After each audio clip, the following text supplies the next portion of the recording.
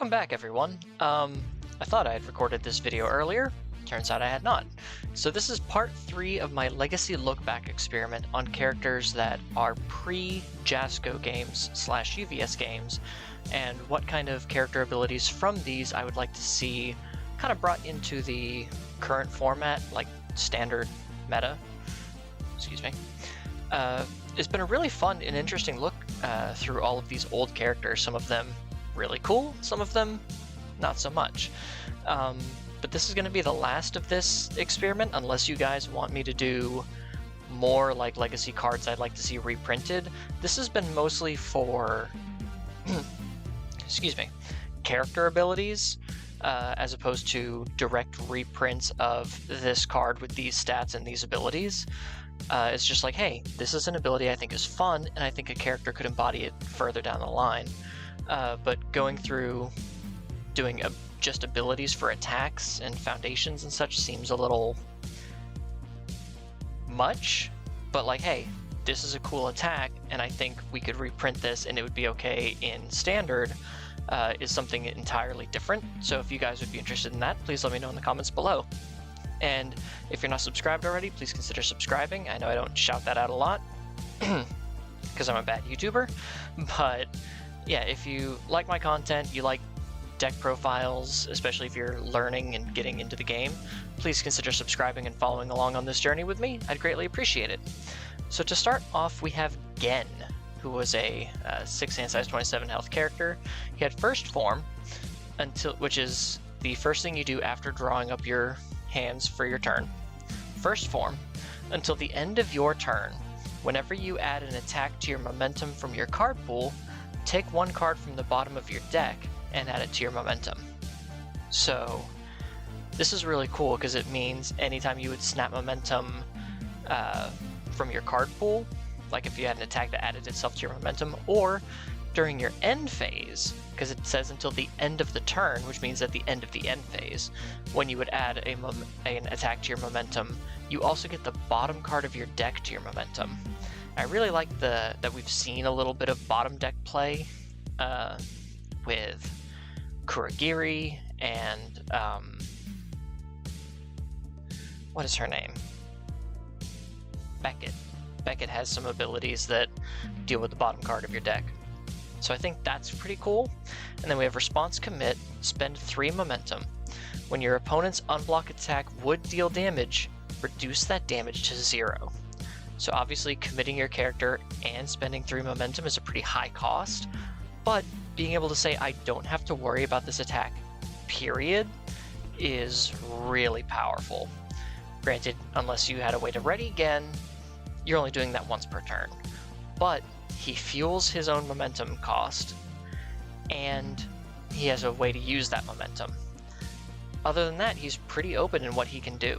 So I think that is really, really cool, and is just a really powerful defensive trick. Next we have everyone's favorite succubus, Morrigan. Excuse me. Whenever the weather gets wonky, my throat starts to go. She has enhanced commit X foundations. If this attack deals damage, gain X vitality, which is health. So commit X foundations, gain X health if this attack deals damage. For each point that this would take you above your maximum health, your opponent loses 1 health, only playable if you are at less than half of your maximum health. So say you're at, 25 health, so 2 under max, and you commit 4 foundations. If your attack deals damage, you go up to full health, and then you can burn your rival for 2 health. That's pretty cool. I really like that. There's not a really lot of ways of increasing our maximum health unless you're King from King of Fighters or Kamui Woods 2. So this aspect of playing with your maximum health is really neat. And then response, discard 1 card. When your opponent is gaining health, reduce that gain to 0. So really holding them down on that. I don't think I have it on... No, I don't have it on my notes. But I would say that Morrigan, for this ability for commit X foundations, I would say non-throw attack. because being able to run all throws, just like, hey, I'm going to turn my entire board sideways for 10, this throw deals damage, I'm going to gain 10 health. I only needed 3 health, so now I'm going to burn you for 7 health, and this can reduce your opponent to 0. It's just, it'd become a really dangerous deck of I'm going to play all throws, I'm going to build way into deadlock, so you can't kill me, and I can just burn you to death by having 1 throw hit. So I would say non-throw attack, and in keeping constant with my I hate burn that can kill, I'd also say that this cannot reduce your rival to 0. Next we have Felicia. I do have a note for Felicia. For Felicia, my note is second ability only. So the ability I chose for Felicia is Enhance, spend 1 momentum, play 1 enhanced ability on a card in either stage as though it were printed on this character. So that's really cool. That's a really good use of your momentum. I just spend a momentum and I can pick any enhanced ability on either of our foundations. So maybe a foundation that's committed on my side, I can choose that and I can still access that foundation, or a foundation or an asset on my rival stage, or even my rival's character. You can copy character abilities with this, so that is really, really powerful. I don't really care for the top ability. It's playing cards in ascending sequential control order, which who can be bothered? Who has the time? But being able to spend your momentum to play your opponent's best enhances, that's really, really strong. Or doubling up on maybe some of your once per turn enhances. You know, I'll play this once per turn ability that's really strong. Then I'll spend a momentum with Felicia to do it again as if it's printed on her, which acts as a secondary copy of that once per turn ability. It's not play that ability on that card again, which means your once per turn abilities would not fire. It's gaining that ability on your character for that enhanced step. That is really, really cool. Next I have Nagase, however you pronounce this girl's name. I do not have any notes on her. My next note is for Jivatma. So she has Enhance, reveal 1 of your momentum. This attack gets minus X damage to a minimum of 1. X equals the revealed momentum's control. Add the revealed momentum to your card pool face down. So this was obviously back in the times when you could not look at your momentum freely, so it was a bit of a gamble. And if you have attacks in your momentum, you're only getting like minus 3 damage max. But now we have plenty of foundations that can go to your momentum, so you can get minus 5 damage, and at that point, putting 1 card in your card pool doesn't really matter. And then we have Form Commit, so you turn her sideways at any time. You could like play an attack on your turn. Add 1 card from your hand to your momentum. Your opponent may choose to add 1 card from their hand to their momentum. If they do not, ready this card, only playable if your opponent has at least 1 card in their hand. So you can Form Commit, put any card you want into your momentum. If your opponent doesn't take momentum, you can ready Nagase, Form Commit, add a card to my momentum. Do you want to put a card into your momentum? No, I get to ready her again. You can stack as much momentum as you want, or as your rival will let you have, but to stop it, they have to basically lose a card out of their hand, and they have to have at least 1 card in their hand to do this. So if that's the last card they've got, and you're just stocking up for maybe a big powerful attack, or EX, or something like that, they have to make that guess of, are you stocking up for my turn? Or as soon as I put this card into my momentum, are you just going to wipe me off the map? And I think that's a really cool mental game to play with your rival. Excuse me. 1 sec.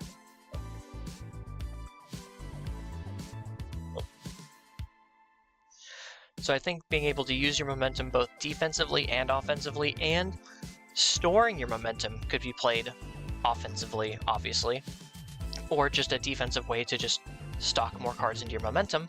Because remember, if she is committed, you don't get access to that enhance.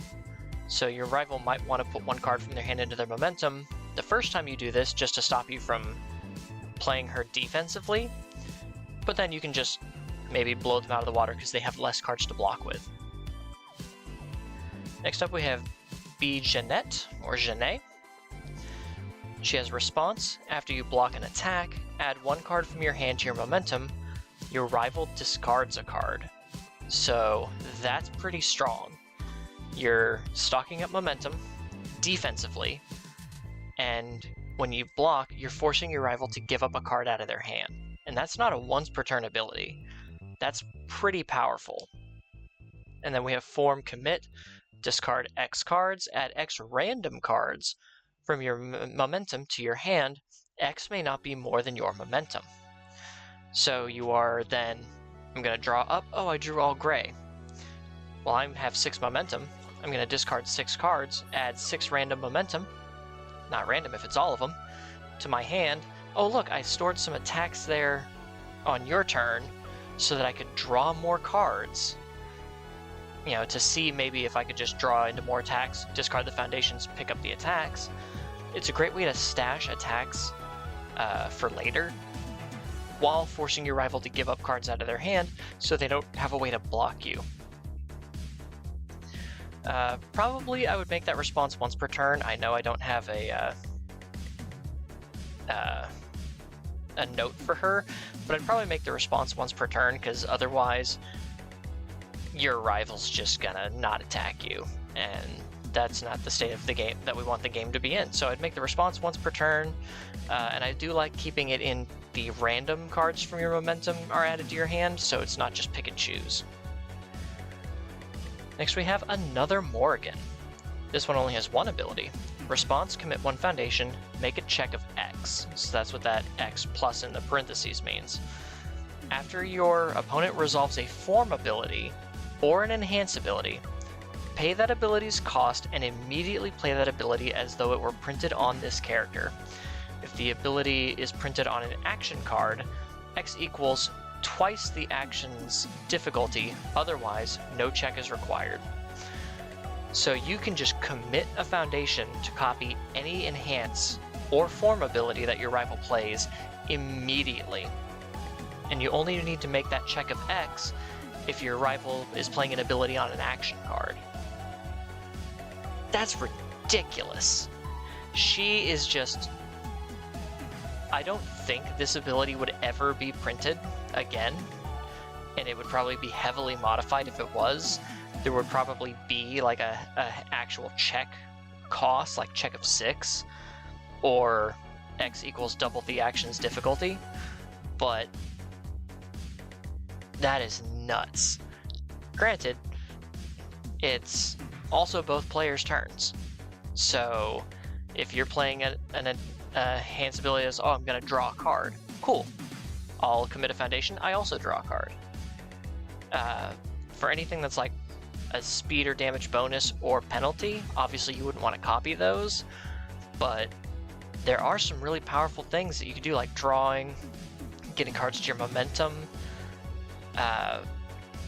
And granted, this does only say form or enhance, so you can't play responses, you can't play blitzes, but it's still, being able to copy any non-penalty or bonus ability that your rival plays is super sick. I really like that. So next we have Jivatma. Enhance, commit 2 foundations. Your opponent discards 1 card. Your attack gets plus X damage. X equals the control of the discarded card. Only playable during your turn. So you can just commit 2 foundations on your turn, get rid of all of your rival's cards in their hand, while gaining damage.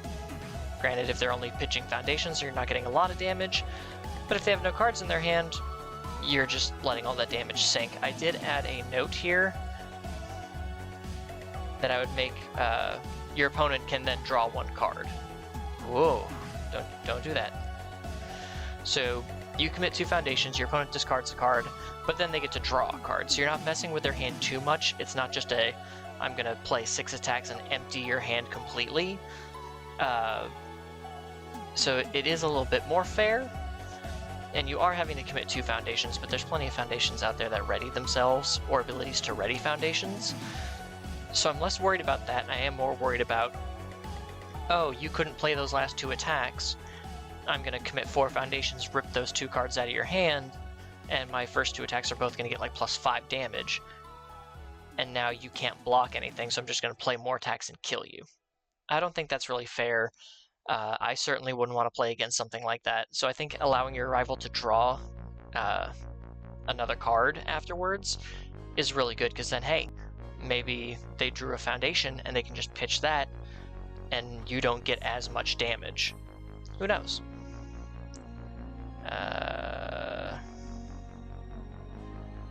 Next we have Alba. Alba says enhance, destroy one foundation. If this attack deals damage, your opponent must either play a non-attack card as their next form or pass, which means they would have to play a foundation or an asset or an action even, or backup, I guess, now that we have backups, or they would pass, which means they end their turn. So this is a very powerful defensive ability that I know I can't block this, so I'm going to blow up a foundation. When this deals damage, you have to not attack me again until you play another non-attack card. And then enhance, commit 2 foundations, add the top card of your deck to your momentum. Pretty good. But for Alba, I don't know why it says first R twice per turn. I think I meant first E, as in the first enhance. So yeah, I would make that first enhance twice per turn, which, if your rival's still going to kill you after having to play attack foundation, if they can still beat you after that, I think you were going to lose anyway.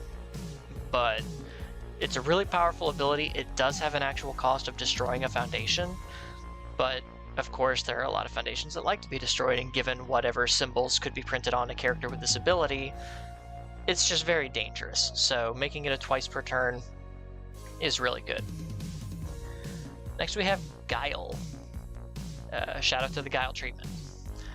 As a static, it says during the end phase, when you would clear any asset or foundation that you played as a block, you may spend 1 momentum to build that card instead.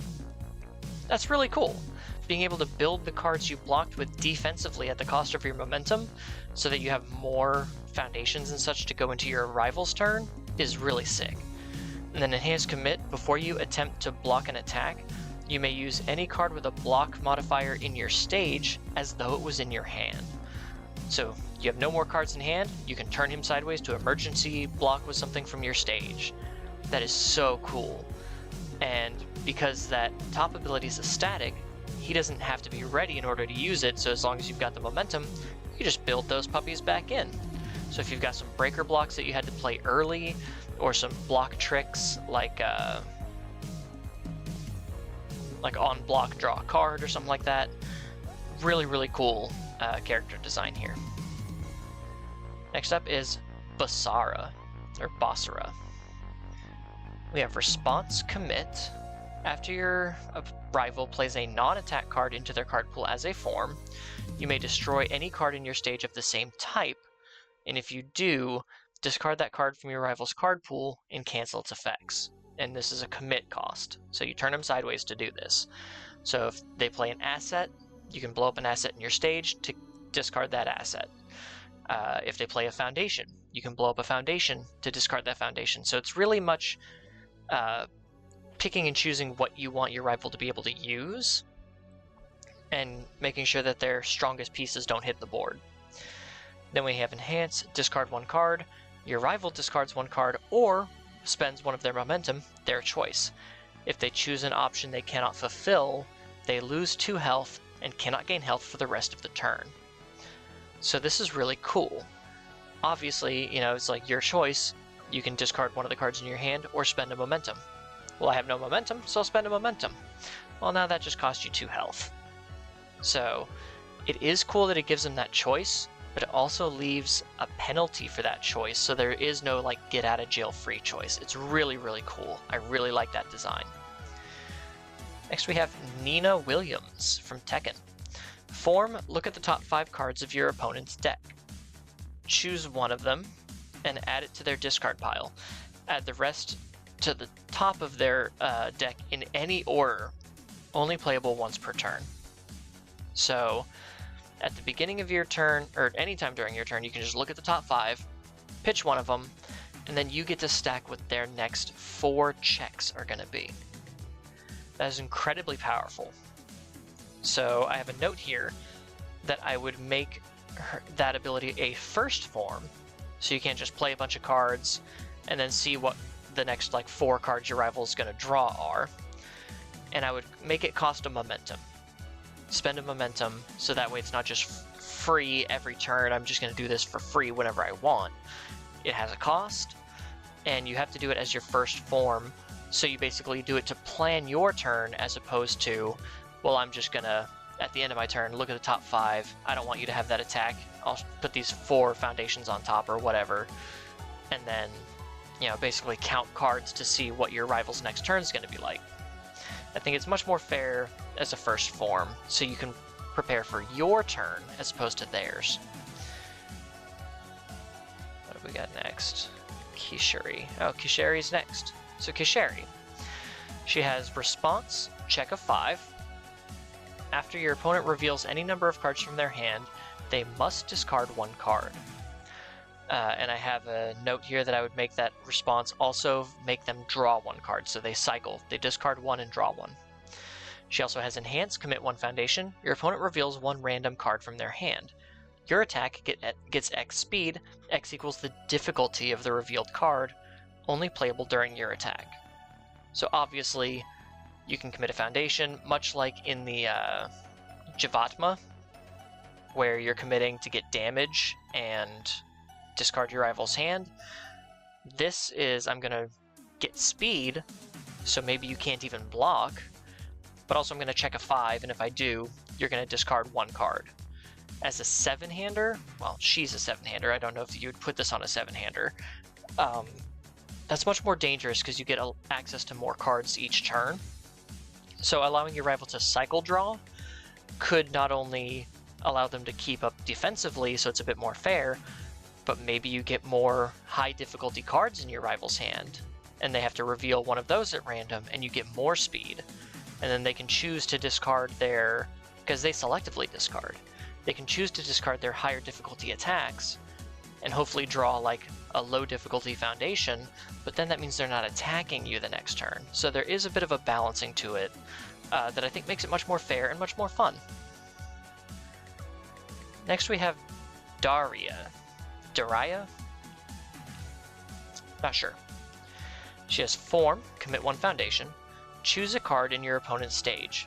For the rest of this turn, you may play any ability on the chosen card as if it were printed on this character, following all restrictions and paying all costs, only playable once per turn. So that means if the card has a commit cost, you would have to commit your character in order to play that ability. If it has a make a check cost or a spend momentum cost, you would have to follow all of those costs to copy that ability. But it just says choose 1 card in your opponent's stage. You could copy their character. You can gain any ability on your rival's character, following all restrictions, playing all costs, by committing 1 foundation. That's incredible. That is very, very powerful. I don't have a note for this one, but if I did, it would probably be 1 non-character card, because having access to 2 characters worth of abilities is obviously something they want to move away from, hence why we're not getting like character stacking anymore. So I would say maybe non-character, but it's still a very powerful ability nonetheless. And then response commit. After you completely block an attack, place a card from your hand face down into your card pool. That card becomes an exact copy of the blocked attack and gains a resource symbol of your choice, so obviously 1 on your character. Play that card as a reversal. So reversal, for the uninitiated, is a responsibility on attacks in your hand that says after you block an attack successfully, you may reveal this card in your hand, place it into your card pool, and play it as an attack immediately after that blocked attack resolves during your opponent's turn. You get to attack them on their turn. So, being able to turn any card into your hand into a reversal that's an exact copy of the attack you just blocked, that's huge. That is incredible. You can turn their best attacks against them. As printed, you can turn their own character against them. Daria is so cool and mechanically interesting that if they did bring reversal back, I could see this type of ability being printed forward in time if we bring reversal back, or something to the effect. And for my last honorable mention, we have our Mika. She says, enhance commit, reveal one attack from your hand. Your opponent's attack gets minus X damage, X equals the control of the revealed card. So usually you commit her, reveal an attack, and you'll get minus 3 damage. That's fine. We also have an enhance. If your opponent has 4 or more cards in their hand, before you take damage from this attack, you may attempt to play a reversal from your hand and resolve it, playable while committed. So, let's break this down a little bit. Again, this would be a character if we brought back reversals. So you commit, you reveal an attack in your hand, you're getting maybe minus 3 damage. But if your rival has 4 or more cards in their hand, before you would take damage from an attack, you may attempt to play a reversal from your hand and resolve it. Which means before the damage step, I'm going to play this attack and throw it at you. We get enhances, and then you get to choose to block or not, and then after that attack resolves, then I take the damage from your attack. This is such an amazing final stand ability of just, this attack's gonna kill me, and I'm just gonna throw an attack, a reversal at you as my last ditch effort. You do have to declare this, it is an enhance. So your rival has 4 cards in their hand or more, you'd be like, okay, I'll use this enhance. Before I would take damage from this attack, I'm gonna try to hit you one last time. And if that reversal attack reduces your rival to 0, they don't resolve the damage from the other attack, you instantly win. You can snatch victory from the jaws of defeat with this ability, and I think it is so cool. Obviously, it would only be if we had reversals back, or maybe if we don't do reversals, you say like a printed 4 difficulty or less attack. Something like that. It'd be really tricky, but I just think that kind of big damn anime moment, final stand type of ability is so cool and so unique to our game. I've never seen anything like this in any other game I've played, that I think having this return would be such a neat kind of mechanic. But that is it. That is the last of my Legacy characters, Legacy look back. If you guys enjoyed this, I know this one's later than usual, but I got caught up on a whole bunch of Critical Role work I had to do. So if you want to see me maybe show off some Legacy attacks that I think could make it into Standard and be fair, or maybe get a little bit of tweaking to be fair, let me know in the comments below. If you enjoyed these Legacy character videos, let me know which one was your favorite in the comments, or in the comments of the video it's in. Let me know. If you are, for some reason, an ancient player who played some of these cards, let me know your thoughts on my lists and my decisions, and I will see you guys in the next one. Take care.